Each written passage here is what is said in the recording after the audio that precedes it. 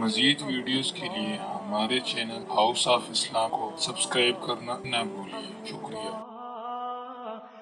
اگر کسی نے اپنی ساس کے ساتھ بدفعلی کی ہے، نکاح ختم۔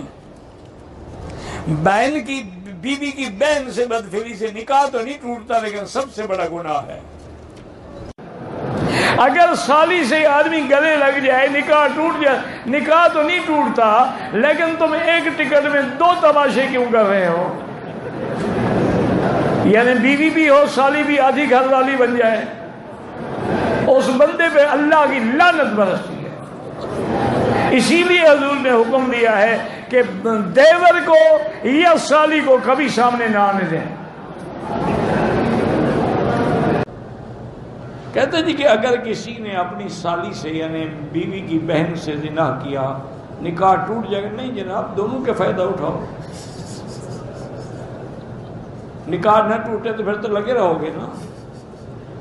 انا للہ و انا الیہ راجعون۔ سب سے بڑا گناہ یہ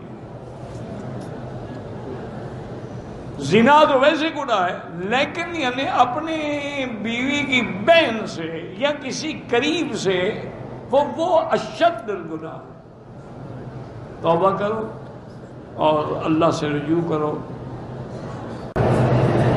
ایک آدمی اپنی بیٹی سے زنا کرتا ہے، نکاح اس کا ختم ہو گیا، ہر چیز ختم ہو گیا، ایسے ملعون کے ساتھ بات کرنا یا رہنا یا بولنا جو ہے وہ مسلمان کے لیے جائز نہیں ہے۔ انا للہ و انا الیہ راجعون۔ یہ دور بھی آنا تھا، 6 سال کی بچیوں سے زنا، پھر اپنی بیٹی سے زنا۔ انا للہ و انا الیہ راجعون۔ میں اپنی بیوی کے ساتھ حج پہ آیا، سالی کو بھی ساتھ لے آیا ہوں، یہ آپ نے گناہ کیا، تو اب سالی کے ساتھ بیٹھ کے حضرت کھانے کھاتے ہوں گے، کیونکہ وہ بھی تو آدھی گھر والی ہو گئی نا۔ انا للہ و انا الیہ راجعون۔ کوئی ثواب شواب نہیں۔ حج پہ آیا، سالی کو تم کیوں لے کے آئے؟ وہ اپنے محرم کے ساتھ ہے، تم اس کے محرم تھوڑے ہو۔ بس ایک رواج ہے جی، اب حج ہی تو بس دعا کریں اللہ قبول کر لے، ورنہ ہمارے حج کا اعتبار کوئی۔